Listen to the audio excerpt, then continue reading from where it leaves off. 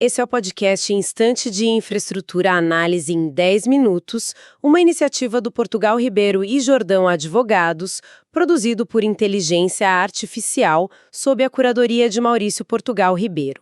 Neste episódio, trataremos da diferença entre equilíbrio econômico-financeiro e a sustentabilidade econômico-financeira de contratos administrativos, com base em um artigo de autoria de Maurício Portugal Ribeiro.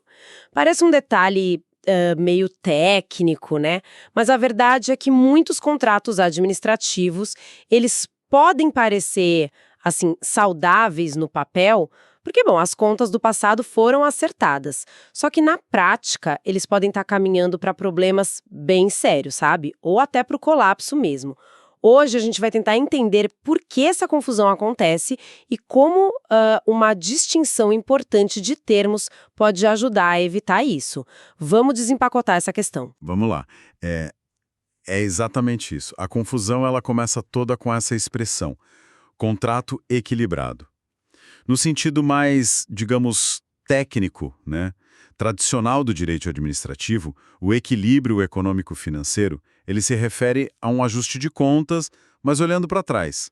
É o processo de aplicar as regras que já estão no contrato, tipo cláusulas de reajuste ou de revisão por algum evento extraordinário, para compensar desequilíbrios que já aconteceram durante a execução. Então, se todas essas compensações foram feitas, foram formalizadas, geralmente por meio de aditivos, aí sim a gente diz que o contrato está equilibrado nesse sentido bem específico. É tipo uma garantia de que aquilo que foi combinado sobre o passado, bom, foi cumprido. Ok, entendi. Então, o equilíbrio cobre o passado, acerta as contas do que já rolou, certo? Exato. Mas aí vem a pergunta, né? Essa correção que olha para trás, ela garante que o contrato vai funcionar bem amanhã?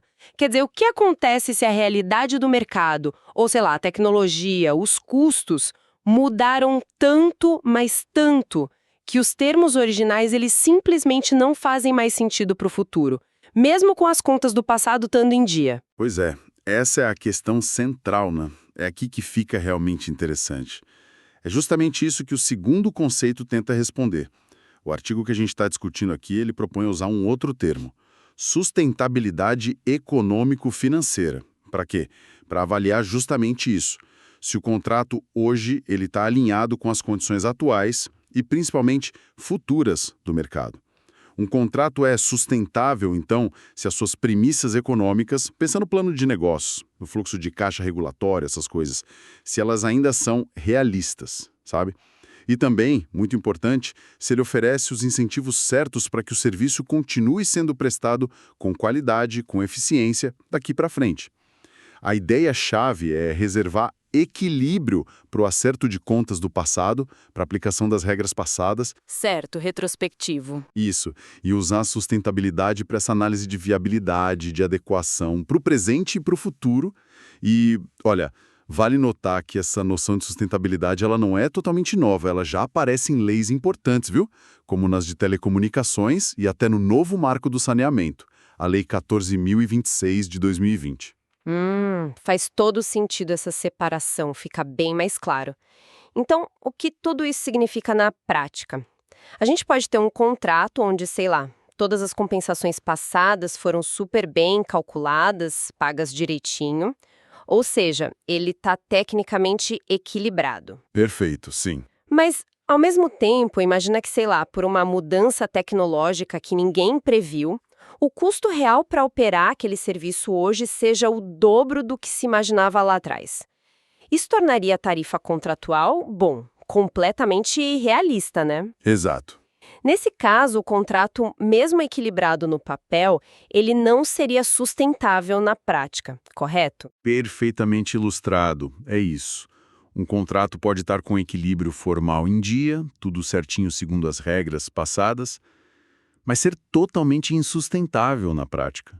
E o que acontece? Isso pode gerar serviço de má qualidade, desinvestimento, ou até, em casos extremos, precisar de intervenções bem drásticas do poder público.